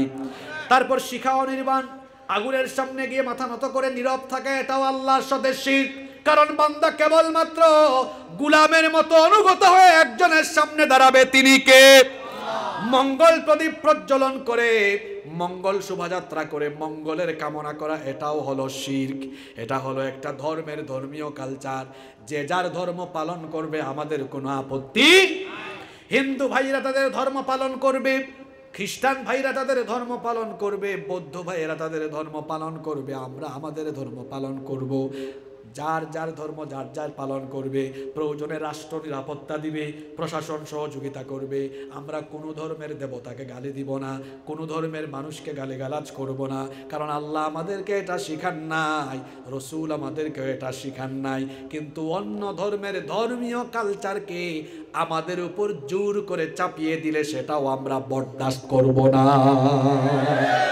মঙ্গল প্রদীপ প্রজ্বলন, মঙ্গল শোভাযাত্রা, এটা যাদের ধর্মীয় কাজ তারা করুক, কোনোদিন আমরা কোনো কথা বলবো না, আমরা চুপ হয়ে যাব। কিন্তু সেটাকে যদি আমাদের ঘাড়ে জোর করে চাপিয়ে দেওয়ার চেষ্টা করা হয়, কেউ চুপ থাকবো না আমরা। আজ সেটাকে আমাদের সংস্কৃতি বলে আমাদের পাঠ্য বইয়ে ঢুকিয়ে দেওয়া হয়েছে, এটা তো আমরা চুপ থাকতে পারবো না। কেউ যদি আমাদের সামনে মূর্তির পূজা করে, আমরা কিচ্ছু বলবো না, এটা তার ধর্ম, সে পালন করবে, আমাদের কোনো অসুবিধা। হিন্দু মন্দিরে যাবে, আমাদের আপত্তি নাই। খ্রিস্টানরা তাদের উপাসনালয়ে যাবে, বৌদ্ধরা তাদের উপাসনালয়ে যাবে, আমরা কোনোদিন বাধা দিব না, গালিও দিব না, তাদের নিয়ে আমরা কোনো আপত্তিকর কথাও বলবো না। যদি তারা নিরাপত্তার অভাব বোধ করে তাদের উপাসনালয় প্রয়োজনে আমরা পাহারা দিব। কি দিবেন না আপনারা? তাদের ধর্মীয় অনুষ্ঠান পালনে আমরা কোনো ব্যাঘাত ঘটাতে পারবো? এই কথা কি আল্লাহ বা রসুল আমাদের কি শিখিয়েছেন এগুলো? না। কিন্তু অন্য ধর্মের ধর্মীয় কোনো কালচারকে আমার ঘরে জোর করে চাপাইয়াও দেওয়া যাবে? ওনারটা উনি করুক, আমারটা আমি করি, কোনো অসুবিধা। যদি বলেন ধর্ম যার যার, উৎসব সবার, এটা বলে তো আপনি অন্য ধর্মের ধর্মীয় উৎসব আমার ঘরে চাপাইয়া দিতে পারেন? এটা তার অধিকার। আমি মুসলমান নামাজে যাব, আমার হিন্দু ভাই বোন তারা পূজায় যাবে, মন্দিরে যাবে, যাক, আমাদের কোনো অসুবিধা নাই। পুকুর যার, মাছও তার। যদি বলি পুকুর হলো আমার, মাছ হলো সবার, এটা কি যৌক্তিক না অযৌক্তিক? পুকুর যার, মাছও তার, দোকান যার, পণ্য তার, তেমনি ধর্ম যার, উৎসব তার। উৎসব কখনো, ধর্ম কখনো একজনের উৎসব কখনো আরেকজনের উৎসব হতে পারে না। যার যার ধর্ম তারা পালন করবে, আমরা কেউ কাউকে বাধা দিব না। কারণ আমাদের এই দেশে একটা সম্প্রীতি আছে, আমরা এই সম্প্রীতি রক্ষা করে চলতে চাই। আমরা ধর্মে ধর্মে দাঙ্গা দেখতে চাই না, আমরা চাই সকল ধর্মের মানুষ এই বাংলাদেশে সুখে শান্তিতে মিলেমিশে বসবাস করতে। কেউ কারো জন্য আমরা বিশৃঙ্খলার কারণ হতে চাই, অনধিকার চর্চা করা যাবে না, কারোটা আমার গায়ে জোর করে চাপায় দেওয়া যাবে না। তারপরে অনেকে আছে মুরাকাবা করে ধ্যান ধরে তার তাসাউফের পীরকে স্মরণ করে তাকে ডাকতে থাকে, এটাও হলো শিরক। কারণ একজন মুসলমান সুসময়েও ডাকবে আল্লাহ, দুঃসময়েও ডাকবে আল্লাহ, সুস্থতায়ও আল্লাহ, অসুস্থতায়ও আল্লাহ, ভালো সময়েও আল্লাহ, খারাপ সময়েও আল্লাহ, সর্বাবস্থায় আমরা যাকে ডাকবো তিনি কে? তারপরে অনেক এলাকায় পীরের জন্য অনেক বাড়িতে ঘর সাজায় রাখে, ওই ঘরে কেউ যায় না, আগরবাতি মোমবাতি জ্বালায় রাখে। যদি বলেন কেন সাজায় রেখেছেন, সে বলে আমার পীর সাহেব এখানে ধ্যানে ধ্যানে আসেন, রুহানি ভাবে আসেন। এগুলোও মনে করা হলো শিরকের অন্তর্ভুক্ত। তারপরে অনেকে আছেন পীরের বাড়ির অথবা আস্তানার খাদেম গরু, কুকুর, বিড়াল, মাছ, কচ্ছপ, কুমির এগুলোকেও বরকত মনে করে। যেমন সিলেটের শাহজালালের মাজার, শাহজালাল রহমতুল্লাহ আলাইহের মাজারে গেলে ওখানে দেখবেন মাছ আছে। খান জাহান আলী রহমতুল্লাহ আলাইহের মাজারে গেলে দেখবেন বাগেরহাটে, আমি গিয়েছি দেখেছি সেখানে কুমির আছে। এগুলোকে বরকতময় মনে করা, এটাও হলো আল্লাহর সাথে শিরক করা। তারপরে গায়রুল্লাহর নামে জিকির করা, আল্লাহ ছাড়া অন্য কারো নামে জিকির করা, শেরালি বাবা, মেরালি বাবা, ডালচাল বাবা, বদনা বাবা, টাকি বাবা, ল্যাংটা বাবা, আল্লাহকে বাদ দিয়ে বিভিন্ন বাবার নামে জিকির করা, এটাও হলো আল্লাহর সাথে শিরক করা। আপনারা কি আমার কথায় কষ্ট পাচ্ছেন নাকি? তারপরে আমার কামেল পীরের কোনো গুনাহ নাই, এইটাও মনে করা যাবে না। তারপরে অনেকে আছেন আহারে ভণ্ডের ভণ্ড, কয় আমরা দিলে দিলে নামাজ আদায় করি। কিভাবে? কয় আমরা দিলে দিলে নামাজ আদায় করি, মনে মনে আমরা নামাজ আদায় করি, মসজিদে যাই না, মনে মনে নামাজ আদায় করে। আবার কিছু মুশরিক ভণ্ড সমাজে আছে, তারা কয় কোরআন 30 পারা নয়, কোরআন হলো 40 পারা। 30 পারা কোরআনে আছে, বাকি 10 পারা মারেফতে আছে। আপনারা মনে জানেন না এগুলা? ওই ভণ্ডদের সাথে মিশলে বুঝবেন। কয় কোরআন 40 পারা, 30 পারা আছে, আর 10 পারা মারেফতে আছে। এটা বাতেনি ভাবে আছে। জাহিরি 30 পারা আছে, কিন্তু বাতেনি আরো কত পারা আছে। এগুলো করা আল্লাহর সাথে শিরক। তারপরে বিপদে পড়ে গেলে আল্লাহকে বাদ দিয়ে ফেরেশতাকে ডাকা, বিপদে পড়ে গেলে কোনো পীর সাহেবের নাম ধরে ডাকা, এটাও আল্লাহর সাথে শিরক করা। তারপরে আরো অনেক শিরক আছে, আরো অনেক শিরক আছে। দেখা যায় গায়রুল্লাহর নামে অনেকে কসম করে, বাবার নামে কসম, মায়ের কসম, দাদার কসম, দাদির কসম, বিদ্যার কসম। নবীজি বলেছেন মান হালাফা বিগাইরিল্লাহি ফাকাদ আশরাকা, আল্লাহ ছাড়া যে অন্য কারো নামে শপথ করলো, কসম করলো, সে আল্লাহর সাথে শিরক করলো। আরো বহু শিরক আছে, সব বলতে পারবো না, আপনারা নিজেরা একটু স্টাডি করে নিয়েন। শিরকের পরিণতি কয়টা বলেছিলাম? জোরে বলতে হবে, কয়টা? আরেকটা শিরক হলো আপনি মন কালো করলো, আমার তো কিছু করার নাই, আমাকে কোরআনের কথা বলতে হবে, মানব রচিত মতবাদকে সমর্থন দেওয়া, এটাও আল্লাহর সাথে শিরক করা। কারণ কোরআনে আল্লাহ বলেছেন আলা লাহুল খালকু ওয়াল আমর, সৃষ্টি যার, আইনও চলবে। তবে মানুষের বানানো কোনো আইন যদি আল্লাহর আইনের বিরোধী না হয়, সেটা মানলে পরে শিরক হবে না। কিন্তু মানুষের বানানো কোনো আইন যদি আল্লাহর আইনের সাথে সাংঘর্ষিক হয়, এটা মানা, এটা সমর্থন করা, এটার পক্ষে কথা বলা মানে আল্লাহর সাথে শিরক। আমি আর নিচে নামলাম না, আপনি নিজে নিজে বুঝা নিয়েন। এরপরে আসেন বিদআত, এটাও আরবি শব্দ। এটার অর্থ হলো নতুন করে কিছু বানানো, আগে ছিল না, নতুন করে বানানো। আমাদের দেশে কিছু ভণ্ড আছে, এখানে আপনাদেরকে ভুল বুঝাবে, বলবে নতুন করে কোনো কিছু বানানো যদি বেদাত হয়, তাহলে মাইক বেদাত, মোবাইল বেদাত, তারপরে আর কি বেদাত যেগুলো আগে ছিল না, মোবাইল বেদাত, বক্স বেদাত, তারপরে বলবে এই মাহফিলও বেদাত। দেখবেন আমার দেশে কিছু ভণ্ড আছে, কয় নতুন কিছু হওয়া মানে বেদাত যদি হয়, তাহলে তো এই যে মাইকও বেদাত। এজন্য তারা বেদাতকে ভাগ করে, কয় বেদাতে হাসানা, বেদাতে, কয় কিছু কিছু বেদাত ভালো আর কিছু কিছু বেদাত খারাপ। ওই যেগুলা ভালো, ওই ভালোগুলা ভালো বইলা মানুষের ঈমান আকীদা নষ্ট করেন। বেদাতের কোনো হাসানা নাই, বেদাতের আছে সাইয়্যিআ। আর বেদাত দুই প্রকার, উলামায়ে আহলে ইলম তারা বলেছেন বেদাত হলো দুই প্রকার, একটা হলো পার্থিব বেদাত আর একটা দ্বীনের ক্ষেত্রে বেদাত। পার্থিব বেদাত এটা হারাম নয়। পার্থিব বেদাত কি? দুনিয়ার প্রয়োজনে কোনো কিছু বানানো। মাইক বানিয়েছি দুনিয়াবি প্রয়োজনে, এটা আমরা ইবাদতের উদ্দেশ্যে বানিয়েছি। আচ্ছা বলেন তো, আমরা যে মসজিদে জুমাবারে নামাজে মাইক ব্যবহার করি, মাইক ব্যবহার করলে সোয়াব বেশি এই আশায় ইবাদত হিসাবে ব্যবহার করি না, বরং আওয়াজ প্রচারের মাধ্যম হিসাবে আমরা এটা ব্যবহার করছি, ইবাদতের উদ্দেশ্যে ব্যবহার করছি না। বেদাত কি বুঝতে হবে। বেদাত হচ্ছে দ্বীনের ক্ষেত্রে, কিসের ক্ষেত্রে? দ্বীনের ক্ষেত্রে নতুন কিছু উদ্ভাবন করা, যেটা পূর্বে ছিল না। নবী বা সাহাবায়ে কেরাম রিদওয়ানুল্লাহি তাআলা আলাইহিম আজমাইনদের জামানায় ছিল না। আবারও বলছি, পার্থিব বেদাত, দ্বীনের বেদাত। পার্থিব বেদাত অসুবিধা নাই। আল্লাহর রাসূলের যুগে আমাদের মতো এরকম পোশাকও ছিল না, তো প্যান্টও ছিল না। ওই জামানায় তারা এরকম শার্টও পরতেন না। তো এখন কি শার্ট প্যান্ট বেদাত? হ্যাঁ, শার্ট প্যান্ট বেদাত, কিন্তু এটা পার্থিব বেদাত, এটাতে কোনো গুনাহ নাই। কিন্তু দ্বীনের ক্ষেত্রে যে বেদাত, এটা করা যাবে। দ্বীনটা পূর্ণাঙ্গ না অপূর্ণাঙ্গ? বিদায় হজে তো আল্লাহ বিদায় হজের দিনে আয়াত নাজিল করেছেন। কোন আয়াত?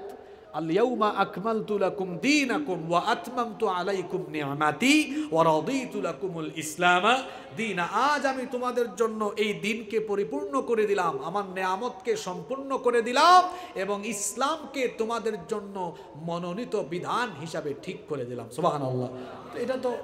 এটা তো খ্রিস্টানদের পোশাক তো পরা যাবে না, কারণ এই ক্ষেত্রেও নির্দেশনা দেওয়া আছে, মান তাশাব্বাহা বিকৌমিন ফাহুয়া মিনহুম। যে ব্যক্তি কোনো জাতির অনুসরণ করে সেই ব্যক্তি তাদের অন্তর্ভুক্ত হয়ে যাবে। তা আপনি কোনো জাতির পোশাক আশাক যদি এমন হয় এটা তার ধর্মীয় পোশাক, তাইলে অনুসরণ করতে পারবেন না। কিন্তু ওটা যদি তার ধর্মীয় পোশাক না হয়, এটা তার, সে এমনিই পড়ছে, কোনো ধর্মের কোনো সাইন এটা বহন যদি না করে, আবারও বলছি, তার পোশাক যদি ধর্মের কোনো সাইন ব্যবহার না করে, তো এটা আপনি পড়তে পারেন। কারণ খ্রিস্টানরা শার্টও পরে, খ্রিস্টানরা টি শার্টও পরে, এখন সেইটাকে ধর্মীয় সাইন হিসাবে পড়ে না। যদি তার কোনো ধর্মীয় সাইন তার পোশাকে বহন করে, ধর্মীয় নিদর্শন বহন করে, বোঝায় যে আমার এই পোশাক দিয়ে আমি আমার ধর্মের কোনো নিদর্শন বহন করছি, তো ওইটা আমি পড়তে পারবো। কথা বুঝতে পেরেছেন? এবার আসেন, আমরা বলছিলাম দ্বীনের ক্ষেত্রে নতুন কিছু বানানো যাবে, কারণ ইসলামটা পূর্ণাঙ্গ। ইসলামটা হলো পূর্ণাঙ্গ। নবীজি বলেছেন, মান আহদাথা ফি আমরিনা হাদা মা লাইসা ফিহি ফাহুয়া রাদ্দুন। যে ব্যক্তি এই দ্বীনের ভেতরে নতুন কিছু ঢুকাবে, যেটার অনুমোদন আমার কাছ থেকে নাই, সেটা হবে প্রত্যাখ্যাত। সেটাকে গ্রহণ করা যাবে না, প্রত্যাখ্যান করে দিতে হবে। নবীজি আরো বলেছেন, ইয়াকুম ওয়া মুহদাসাতিল উমুর ফাইন্না কুল্লা মুহদাসাতিন বিদআহ ওয়া কুল্লা বিদআতিন দালালাহ ওয়া কুল্লা দালালাতিন ফিন্নার। নবীজি বলেছেন, প্রত্যেক নব আবিষ্কৃত জিনিসের ব্যাপারে তোমরা সাবধান হও। দ্বীনের ভেতরে নতুন কিছু আবিষ্কার করা, সৃষ্টি করা, এটা হলো বেদাত। প্রত্যেক বেদাত হলো ভ্রষ্টতা, গুমরাহি, আর গুমরাহিদের পরিণতি হলো জাহান্নাম। যারা বিদআত করবে কিয়ামতের দিন তারা হাউজে কাউসারের পানি থেকে বঞ্চিত হবে। খুব ভালো করে খেয়াল করেন, বেদআত কিন্তু আমাদের ইবাদতের ভেতর এখন ঢুকে গিয়েছে। আল্লাহর নবী কিয়ামতের দিন হাসরের ময়দানে উপস্থিত তার উম্মতদেরকে হাউজে কাউসারের পানি দিতে থাকবেন। কিছু লোককে হাউজে কাউসারের পানি দিতে গেলেই ফেরেশতারা নিষেধ করবে, ইয়া রাসূলুল্লাহ, সবাই পড়েন সাল্লাল্লাহু আলাইহি ওয়াসাল্লাম, এদেরকে আপনি পানি দিয়েন না। নবীজি বলবেন, কেন পানি দিব না? তখন ফেরেশতারা বলবে, ওগো আল্লাহর রাসূল, এর কারণ হলো আপনি দুনিয়া থেকে বিদায় নেওয়ার পরে এরা ইসলামের ভেতরে এমন কিছু ঢুকিয়েছে আপনার সাহাবীরাও করে নাই, নতুন করে দ্বীনের ভেতরে সংযোজন বিয়োজন করেছে, অ্যাড করেছে, জোড়া লাগিয়েছে, বাদ দিয়েছে। নবীজি তখন এদেরকে বলবেন, সোহকান সোহকান লিমান গায়্যারা মিন বাদি, আমার সামনে থেকে দূর হও, আমার সামনে থেকে চলে যাও। যারা দ্বীনের ভেতরে নতুন কিছু ঢুকিয়েছো, দ্বীনের ভেতরে সংযোজন বিয়োজন করেছো, আজকে হাসরের মাঠে হাউজে কাউসারের পানি থেকে তোমরা বঞ্চিত হয়ে যাবে। নাউযু বিল্লাহি মিন যালিক। বেদাতের পরিণতি ভালো না খারাপ? এবার সমাজে কি কি বেদাত প্রচলন আছে শোনেন, সব বলতে পারবো না, সময় সংক্ষিপ্ত। এই যে আমরা নিয়ত করি, নিয়ত করাও বেদাত। আমি একটু ভুল করে ফেলেছি, নিয়ত করাটা হলো ফরজ, নিয়ত পড়া হলো বেদাত। এই যে আমরা অনেকে নিয়ত ঠোঁট দিয়ে পড়ি, যেমন নাওয়াইতু আন উসাল্লিয়া, নামাজের নিয়ত করি। এই যে রমজান মাস আসতেছে, মুখে মুখে বলি নাওয়াইতু আন আসুমা। এই যে মুখে মুখে নিয়ত পড়া, এটা কিন্তু সুন্নাহ সম্মত নয়, কোনো হাদিসে ব্যাপারে নাই। নিয়তটা করতে হয়, নিয়ত পড়ার বিষয় নয়। নিয়ত করে না পড়ে। নিয়ত আরবি শব্দ, এটার ইংরেজি হলো ইন্টেনশন, ইচ্ছা বা অভিপ্রায়। আমি নামাজে দাঁড়াবো, মনে মনে তো আমার নিয়ত হয়ে গেছে, বাড়ি থেকে ওযু করে এসেছি, আমার ইচ্ছাই তো হলো নামাজে দাঁড়াবো, এটা আমার নিয়ত, এসে দাঁড়ায় যাবো আল্লাহু আকবার। অনেক যুবকরা আছে মসজিদে যায় না, ভাই কেন যাও না? কই হুজুর নিয়ত আরবি পারি না তো এই জন্য আমি যাই না। আমার যুবক ভাইদেরকে বলছি, নিয়ত পড়ার বিষয় নয়, নিয়ত হলো, জোরে বলেন, করার বিষয়। নিয়ত কি? করার বিষয়। তারপরে আসুন, মৃত ব্যক্তির জন্য মাঝে মাঝে আমরা কোরআন খানি করি, কোরআন খতম করি। নবীজি এবং সাহাবীদের যুগে কিন্তু এগুলা ছিল না। এই যে কোরআন খানি করি, কোরআন খতম করি, এগুলো আমরা নিজেরা বানাইছি। কোনো সাহাবী আরেক সাহাবী মারা গেলে তার জন্য কোরআন খতম দেন নাই, কারণ কোরআন আল্লাহ মরা মানুষের জন্য নাজিল করেন নাই, কোরআন আল্লাহ আমার আপনার মতো জিন্দা মানুষের জন্য নাজিল করেছে। আমার কথা কি বুঝতেছেন? বিষয় দিয়েছেন সেনসিটিভ, কথাবার্তাও হয়ে যাবে সেনসিটিভ। এখন কিছু কিছু কথা আপনার হয়তো শুনতে খারাপ লাগবে, তো বিষয়টাও তো সেনসিটিভ বিষয়, কথাও হবে সেনসিটিভ। শুনেন, যার জন্য খতম দিচ্ছেন, এমনও হতে পারে এই লোক জীবদ্দশায় জীবনে কোনোদিন কোরআনও পড়ে নাই। যার জন্য খতম দিচ্ছেন, এমনও হতে পারে জীবদ্দশায় ওই লোক কোরআনের মাহফিলের ধারে কাছে তো আসেও নাই, সুযোগ পাইলে মাহফিল বন্ধ করে দিয়েছে। যার জন্য খতম দিচ্ছেন, জীবিত অবস্থায় কোরআনওয়ালাদেরকে ফাঁসিতে ঝুলাইয়া মাইরা ফেলেছে। যার জন্য খতম দিচ্ছেন, হয়তো ওই ব্যক্তি জীবিত অবস্থায় কোরআনের আন্দোলনের সাথে বিরোধিতা করেছে।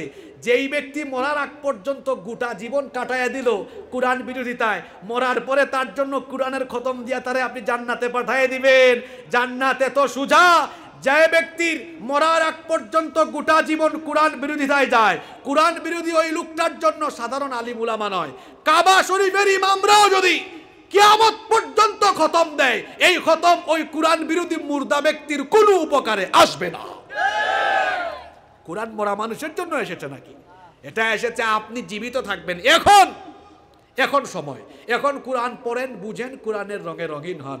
জিতা অবস্থায়, জীবিত অবস্থায় কোরআন ধরলেন না, হ্যাঁ, মরার পরে আপনি কোরআনের খতম দিয়ে চলে যাবেন। জান্নাত কি এত সোজা? মৃত ব্যক্তির জন্য দোয়া করতে পারেন, অসুবিধা নাই। এরপরে আসুন, জুড়ে জুড়ে চিল্লায়া চিল্লায়া জিকির করা, এইটাও নবী এবং সাহাবীদের আমল নয়। নবী আর সাহাবীদের আমলের বিপরীত নতুন কোনো আমল আপনি বানাতে পারবেন না। এরপরে আসুন, আরও কত ধরনের বেদাত আমাদের সমাজের মধ্যে প্রচলিত আছে। বড় লজ্জাজনক একটা কথা, বলতেও আমার লজ্জা লাগে। অনেক মানুষ আছে প্রস্রাব করার পরে, পেশাবের পরে লজ্জাস্থান ধরে 40 কদম হাঁটাহাঁটি করে। এটাও সুন্নাহসম্মত পদ্ধতি নয়। অনেকে আছে রাস্তার ধারে দাঁড়াইয়াও এই কাম করে। নারীরা দেখলে, আরে হিন্দু বৌদ্ধ খ্রিস্টানরা তো দেখলে বলবে হায় হায় হায় হায় হায়, মহিলারা এটা দেখলে দৌড়ে পালাবে। দেখছো নি কারবার, হ্যাঁ, দাঁড়ায় আছে কেমনে, কিন্তু বলতেও লজ্জা লাগে। অনেকে আছে 40 কদম হাঁটাহাঁটি করে, আবার কুতানি মারে। বললাম কুতানি মারছেন কেন? কয় ক্লিয়ার হওয়ার জন্য। তো ক্লিয়ার হওয়ার জন্য কি কুতানি মারা লাগে? এটা আসলে মনের রোগ। আপনি যখন বসে আছেন, আপনি যখন কাজ করছেন, বসে থাকেন না, এটা অটোমেটিক ক্লিয়ার হওয়ার জিনিস, এটা অটোমেটিক ক্লিয়ার হয়ে যাবে। এই যে দাঁড়ায়া, আচ্ছা বলেন তো, এটা আসলে দেখতে বিশ্রী লাগে না? এই যে লজ্জাস্থান ধরে 40 কদম হাঁটাহাঁটি করছে, এটা তো দেখতে খুব বিশ্রী লাগে। এগুলো বিদআত, এগুলো নবী বা সাহাবীদের কোনো আমল। এরপরে ওই যে বিভিন্ন ধরনের খতম মানুষ সমাজে আবিষ্কার করেছে, খতমে ইউনুস, এরপরে খতমে তাহলিল, খতমে কালিমা, বানানো দুরুদ, যত কিছু আছে এগুলা হলো বিদআত। আপনি যে কোনো আমল আপনার নিজের মতো করলে হবে না, কারণ ইসলামটা হলো কমপ্লিট। আল্লাহ তাআলা কোরআনেও বলেছেন, মা আতাকুমুর রাসূলু ফাখুযুহু ওয়া মা নাহাকুম আনহু ফান্তাহু। রাসূল যেটা নিয়ে এসেছেন সেটা গ্রহণ করে, যেটা নিষেধ করেছেন সেটা ছেড়ে। এরপরে আসুন, 12ই রবিউল আউয়াল আমরা যেটা করি, এটা কোনো সাহাবীরা নবীজির জীবদ্দশায়ও করেন নাই, নবীজি যাওয়ার পরে এটা করেন নাই। আমাদের কিছু ভাইরা খামাখাই না বুঝে আমাদেরকেও গালাগালি করেন, অথচ আমরা তাদের দুশ্মন নই। নবীজির মিলাদ আলোচনা হওয়া দরকার, সিরাতও আলোচনা হওয়া দরকার। এটা একটা কমন বিষয়, আপনারা না বুঝে অনেকে লাফালাফি করেন। মিলাদ মানে হলো জন্ম, মিলাদ মানে কি? সিরাত মানে হলো জীবনী। আচ্ছা বলেন তো, কোনো ব্যক্তির জীবনী লিখলে তার জন্মের কথা প্রথমে আসে কি আসে না? যেমন বঙ্গবন্ধুরও তো একটা বই আছে, বঙ্গবন্ধুর অসমাপ্ত আত্মজীবনী আছে না? বা যে কারো জীবনী আপনি পড়বেন, দেখবেন তার জীবনীটা শুরু হবে কোন জায়গা থেকে? জন্ম থেকে। তো আপনি যখন নবীজির সিরাতের আলোচনা করবেন, তখন তো আরম্ভ করতে হবে মিনাল মিলাদি, মিলাদ থেকে ইলাল ওয়াফাত, ওয়াফাত পর্যন্ত। তাহলে বলেন তো, মিলাদ কি সিরাতের বাহিরে? আপনারা কথা বুঝতে পারেন নাই? তা আমরা তো নবীজির মিলাদ নিয়েও আলোচনা করতে চাই, নবীজির সিরাত নিয়েও আলোচনা করতে চাই। তিনি কিভাবে জন্মগ্রহণ করলেন, জন্মের সময় কি বরকত প্রকাশিত হলো, জন্ম থেকে নিয়ে নবীজির গোটা জীবনটাই আমরা আলোচনায় রাখতে চাই, আলোচনা করতে চাই। কিন্তু এটাকে ঢাকঢুল পিটাইয়া, এরপরে নাচানাচি কইরা, লাফালাফি কইরা এটাকে উৎসব হিসাবে পালন করার মতো কোনো বিষয় এটা নয়। সাহাবীরা এটা করেন নাই। সাহাবীরা নবীজির জীবনীকে অনুসরণ করেছেন, নবীজিকে আনুগত্য করেছেন। আপনিও আশিকে রাসূল হলে লাফালাফি না কইরা আপনিও নবীজির জীবনীকে অনুসরণ করে নবীজির মতো হওয়ার চেষ্টা করতে হবে। না বুঝা এই যে দলাদলি করা, এটা হলো অযথাই না বুঝে চিল্লাচিল্লি করা, এটা ছাড়া আর কিছুই না। আপনাকে বুঝতে হবে নবীজির মিলাদ সিরাত দুটাই আলোচনা হওয়ার বিষয়। কিন্তু আপনি 12ই রবিউল আউয়াল আসলে বা রবিউল আউয়াল মাসে একদম ওদিক থেকে জুলুস বের করবেন, ওদিক থেকে জুলুস বের করবেন, বাড়ি বাড়ি গিয়া চাঁদা তুইলা মানুষের থেকে, অথবা বিভিন্ন ব্যবসা প্রতিষ্ঠানে জোর করে টাকা পয়সা কালেকশন কইরা এটা বিরিয়ানির আয়োজন করতেই হবে, এগুলো করবেন। এগুলো আপনি কোথায় পেয়েছেন? আপনি বরং ওই মাসে এবং সারা বছরে নবীজির জীবনী মানুষকে শোনান। আপনি নবীজির জীবনের একটা বই মানুষকে দেন, নবীজির মিলাদ নিয়ে, সিরাত নিয়ে, গোটা জীবনে নিয়ে আলোচনা করেন। কারণ নবীজির জীবনী আমাদের জানার দরকার আছে না নাই? তো এটা নিয়ে তর্কাতর্কি আপনি কেন করবেন? এছাড়াও সমাজে আরও অনেক সেন্সিটিভ, অনেক বেদাত আছে, সংক্ষিপ্ত সময়ে তো বলা সম্ভব নয়। আপনারা নিজেরাও পড়াশোনা করবেন।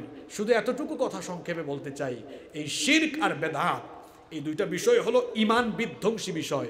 আর একজন মুমিনের সবচেয়ে বড় সম্পদ হলো ইমান। সবচেয়ে বড় সম্পদ কি? টাকা পয়সা আছে, কিন্তু মরার আগে ফকির হয়ে কবরে গেলে জাহান্নামে যেতে হবে, এমন কথা কোরআনেও নাই, হাদিসেও নাই। ক্ষমতা আছে, ক্ষমতা হারাইয়া কবরে গেলে জাহান্নামে যেতে হবে, এমন কথাও কোরআন হাদিসে নাই। কিন্তু ইমান হারা হয়ে কবরে গেলে জাহান্নামে যেতে হবে। এজন্য সবচেয়ে বড় সম্পদ হলো কি? ইমান। এই ইমানকে বাঁচিয়ে রাখার জন্য শিরক আর বেদাতের মতো ভয়াবহ এই বিষয়গুলো থেকে নিজের ইমানকে সেভ করতে হবে। মনে রাখতে হবে, মনে আছে কি না আপনাদের, শিরকের ভয়াবহ ক্ষতির কথা বলছিলাম কয়টা? 1 নাম্বার, আল্লাহর ক্ষমা থেকে বঞ্চিত। 2 নাম্বার, এরা চিরস্থায়ী জাহান্নামী। 3 নাম্বার, সমস্ত আমল বরবাদ। 4 নাম্বার, নবী বা ইমানদারের দোয়া এর জন্য কবুল হবে। গুনাহগারের জন্য দোয়া করছেন, আল্লাহ হয়তো কবুল করে ফেলবেন। বলছিলাম না, গুনাহ কইরা গেছে, আল্লাহ তারে মাফ কইরা জান্নাতে দিতে পারেন। শিরক করে গেলে হবে। 5 নাম্বার হলো, ইমানের ভেতরে শিরকের মিশ্রণ ঘটলে আপনার নামাজ, রোজা, হজ, যাকাত কোনো আমল কবুল হবে না। আর বেদাতের পরিণতি হলো জাহান্নাম। বেদাতের পরিণতি কি? জাহান্নাম। তাহলে এই শিরক আর বেদাত, ইমান বিধ্বংসী এই দুইটি বিষয় থেকে আমাদের 24 ঘন্টা নিজেদের ইমানকে সেফ রাখতে হবে। আল্লাহ যেন আমাদেরকে কথাগুলো বুঝার, মানার এবং ইমানের উপরে অটল থাকার তৌফিক দান করেন। আমরা সবাই বলি আমিন। আর কোনো কথা যদি আপনাদের না থাকে, আচ্ছা, সঙ্গীত তো ঠিক আছে আপনারা বলেছেন, আমি নিজেই গাইতাম। আমি প্রতি আলোচনার মধ্যে 3-4টা সঙ্গীত গাই, তো মাইক আমাকে সাপোর্ট দিচ্ছে না। আপনারা খুব জেন্টেল মানুষ, ডানে বামে যারা বসেছেন এত শিল্পপতি মানুষ, রাজনীতিবিদ মানুষ, জনপ্রতিনিধি, আপনাদের সম্মানের দিকে তাকায় আমি মাইকম্যানকে কিচ্ছু বলি নাই। নিজের উপর প্রেশার দিয়েও আমি 1 ঘন্টা আলোচনা করেছি। আল্লাহ যদি বাঁচান, আগামীতে আপনারা তো এমনিতেই রুচিশীল মানুষ, বললাম না, মাইকের খরচের জন্য প্রয়োজনে আপনারা জনাব আব্দুল শুকুর সাহেবকে বলে দিবেন। আল্লাহ তো ওনাকে সম্পদ দিয়েছেন, উনি এমনি দানশীল মানুষ, দেখছেন, বলছেন আমি দিয়েই দিব, অসুবিধা নাই। ওই 1 বছর এদেরকে শিক্ষা দিলে, ওই যে বলছিলাম না, লাল বাতি জ্বলে যাবে। মন ভইরা শোনাবো ইনশাআল্লাহ, ইনশা আল্লাহ, আপনারা কি রাগ করলেন আমার কথায়? আমি আপনাদেরকে প্রচণ্ড ভালোবাসি। আল্লাহ আমাদের এই ভালোবাসা কবুল করুন। যত কথা বলেছি আল্লাহ আমাদেরকে আমলের তৌফিক দান করুন। পুলিশের ভাইয়েরা, রাজনৈতিক ব্যক্তিবর্গ এবং স্থানীয় জনপ্রতিনিধি যারা এই মাহফিল বাস্তবায়নে সহযোগিতা করেছেন, আল্লাহ সবাইকে মাফ করে দেন। আল্লাহ আমাদের সবাইকে দিনের জন্য কবুল করে নেন। দলাদলি ভুলে গিয়ে আমরা যেন এলাকায় মিলেমিশে ইমানি ভ্রাতৃত্বে সবাই মিলেমিশে থাকতে পারি। আল্লাহ আমাদেরকে তৌফিক দান করে দেন। আপনাদের এই অঞ্চলে মাহফিল বন্ধের রুসুম ছিল, কিন্তু আপনারা আবার যেভাবে চালু করেছেন এটা ভালো লক্ষণ। কোরআনের মাহফিল এগুলো রাজনৈতিক মাহফিল না। এখানে আওয়ামী লীগের মানুষ আসবেন, বিএনপির মানুষ আসবেন, জাতীয় পার্টির মানুষ আসবেন, সকল দলমতের মানুষ আসতেই পারেন, পুলিশও আসতে পারেন, ওসি সাহেবও আসতে পারেন, অসুবিধা নাই। যারা মুসলমান এমনকি অমুসলিমরাও আসতে পারেন, কারণ কোরআনের আলোচনা সবার জন্য উন্মুক্ত। এটা রাজনৈতিক কোনো মাঠ নয়। এখানে বক্তৃতা দিয়া 1 ঘন্টা 2 ঘন্টা বক্তৃতা দিয়া কাউরে ক্ষমতায় আনাও যাবে না, নামানোও যাবে না। এই মাহফিলগুলো হলো কোরআনের মাহফিল। এখানে আমরা হেদায়েতের কথা বলি, কোরআনের কথা, এরপরে হাদিসের কথা, আল্লাহর কথা, রসুলের কথা বলি। আমরা এই মাহফিলগুলো নিয়ে দলাদলি করব না, সবাই মিলেমিশে আমরা সবাই এই মাহফিলগুলো বাস্তবায়ন করব। আল্লাহ আমাদেরকে মিলেমিশে সম্প্রীতির সাথে বসবাসের তৌফিক দান করেন। আমরা সকলে পড়ি আমিন।